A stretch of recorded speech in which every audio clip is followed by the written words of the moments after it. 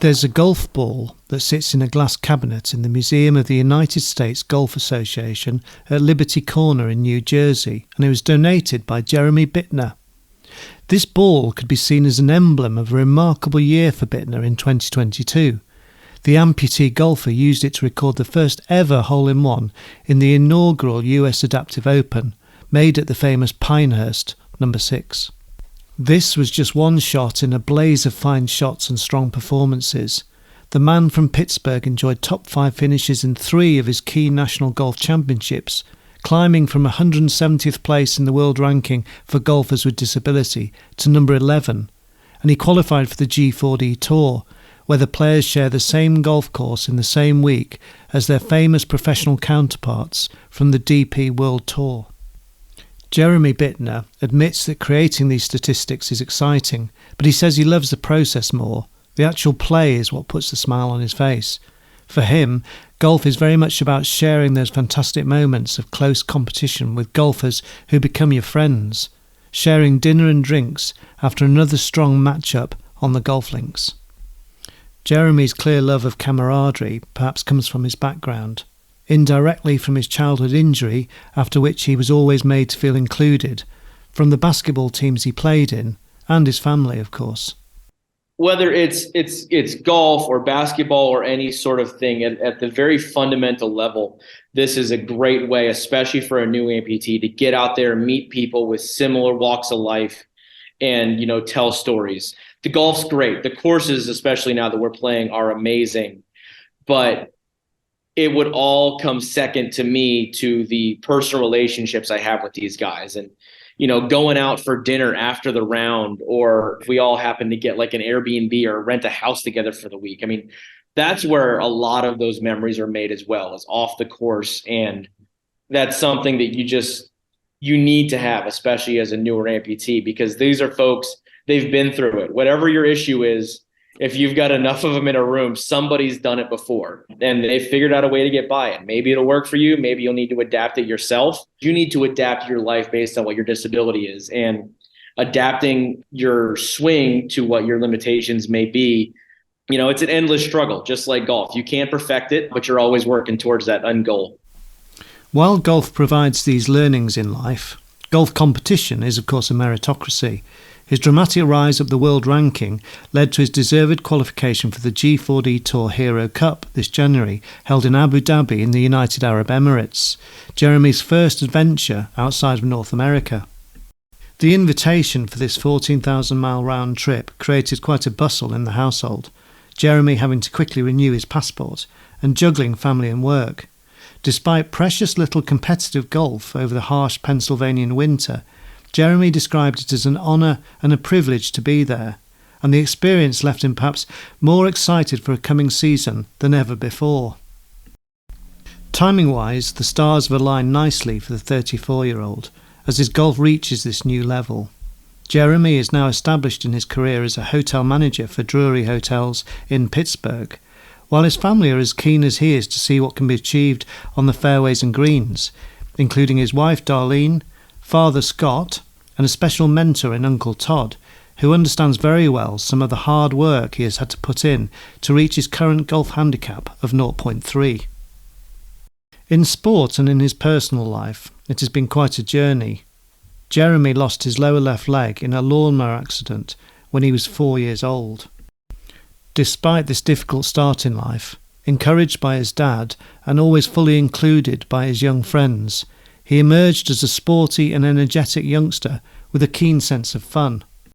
The first game Jeremy played was basketball, and he still loves playing it today. Then Dad got him into golf, and in his early teens he joined the high school golf team, and he's never looked back. When Jeremy was 15, he first heard about the Eastern Amputee Golf Association. So warm was the welcome he received in this first competition that he signed up for 3 more tournaments that year. It wasn't too long before Jeremy was signing for rounds in the 70s on his scorecard, and he then realised golf was going to be a big part of his life ahead. When Jeremy is in competition, it's not for him the poker face, the clamped jaw, or the 1,000-yard stare of some of the top players. It's simply not his style. I want to be out there. I want to be having fun. And the nice thing is when you play in these tournaments, you play with a lot of the same guys, and especially that final group or the leaders, is a lot of the same guys, and they're all, awesome guys. They all have very unique stories, very unique approaches, but through getting to know them, it becomes more like a Sunday morning round with your buddies, with obviously a little more serious implications and whatnot, more being at stake. But I definitely play my best when I'm relaxed, when I'm having fun, joking with the guys, joking with myself. And when I have a bad shot or something, which is going to happen over the course of 54 holes, you make a joke about it. You joke about yourself, you be a little self-deprecating for a little bit. And, if you sit there and you kind of shut down, it's just going to get worse from there. So it's a trial and error thing. And that's sort of the method I've settled on, at least for the moment. Behind Jeremy's smile is usually the knowledge that he is as ready as anyone to give a tournament his best shot. Few will work harder in practice. However he can grab an hour here or there between work and home, he'll use it wisely. Luckily for him, his local club, Chartier Country Club in Pittsburgh, has great facilities in which to work on his game. And so one of my favorite drills is just to go there, and I'll start with one of the close ones. I'll go out to the furthest one and then work my way back on the other side. And I have to hit each green 3 times in a row, which, when you get out to 90, 100 yards, hitting 3 wedge shots to within about 10 to 15 feet, it's not an easy task. And it's frustrating. And, there's days I go out there and I do that drill and I'm done in 25 minutes. And then there's days I'm out there for an hour and a half and I'm asking the pro shop for more balls. But that's just, like you said, that's like a mental checklist thing. They also have a great chipping area.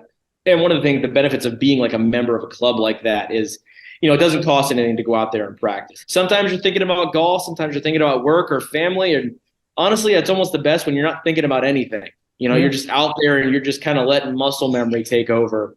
And that gets you in the zone. So it's definitely helped my approach. And, as I say, practice makes perfect. And so it's working out well so far. With his great form in 2022, Jeremy perhaps shouldn't have been too surprised when the email came through from the DP World Tour. But when the dog happened to wake him up one night at 2:30 a.m. and he read on his phone he had been invited to Abu Dhabi, he was momentarily confused. So I'm reading it at 2:30, just trying to figure out what's going on. And I'm reading it and I'm like, this is probably a scam. I said, who wants me to go to Abu Dhabi and play golf? This is too good to be true. So I remember I got back in bed and my wife, probably half in her sleep, was like, everything okay? And I'm like, I think I just got invited to play golf in Abu Dhabi. So he reached out to leading players and fellow Americans, Chris Biggins, who is world ranked number 3, and Kenny Bonts, world ranked number 34, for their encouragement about making the trip.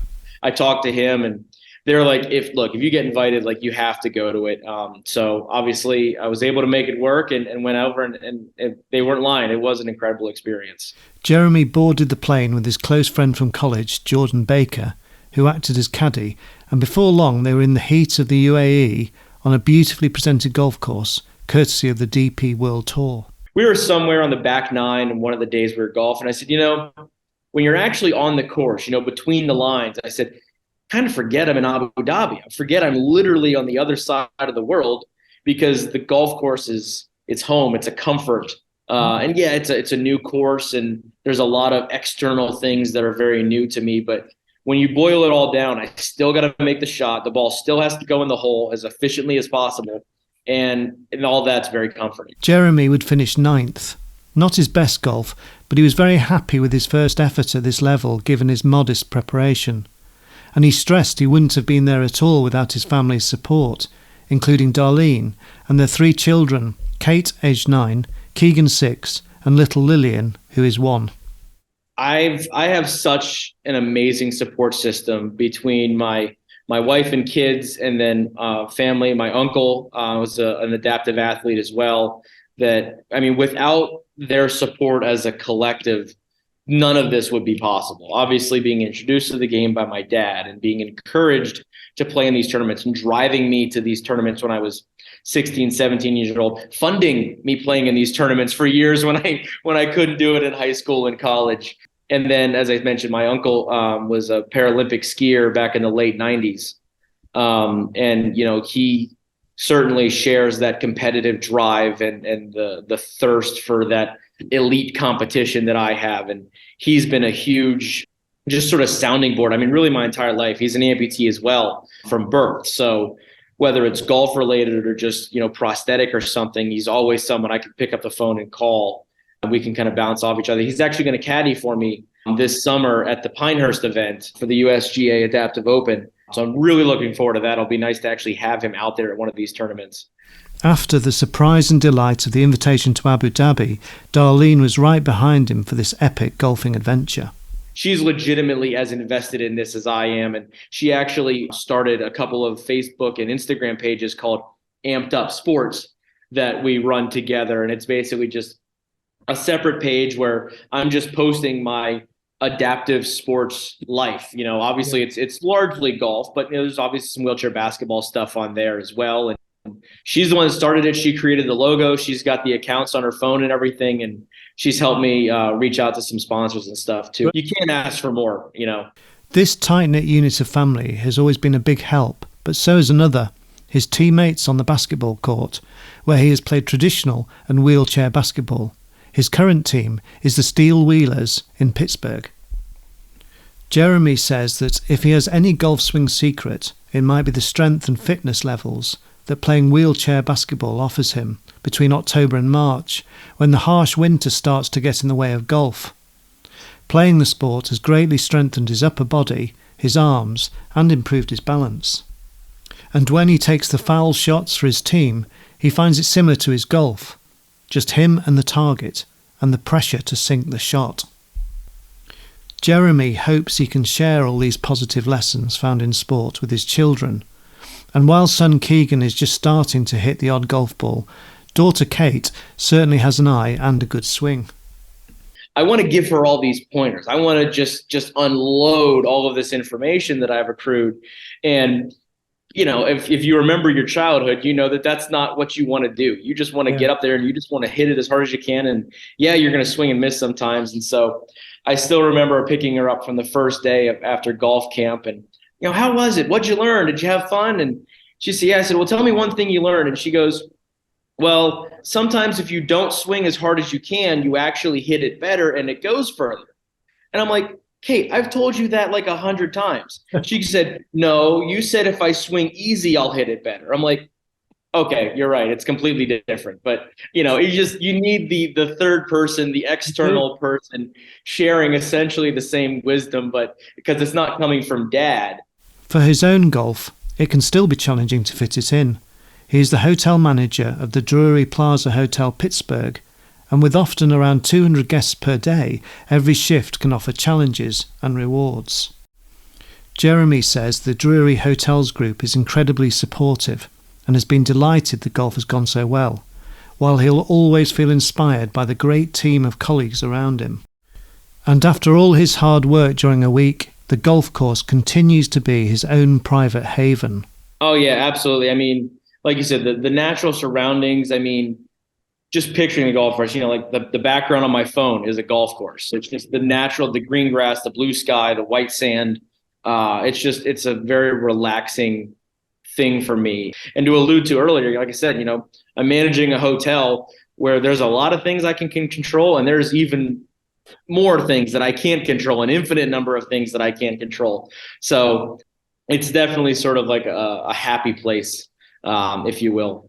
After recent strong performances, Jeremy hopes Abu Dhabi may be the first in a series of new happy places in which to find himself on the G4D Tour and in other adventures across the USA.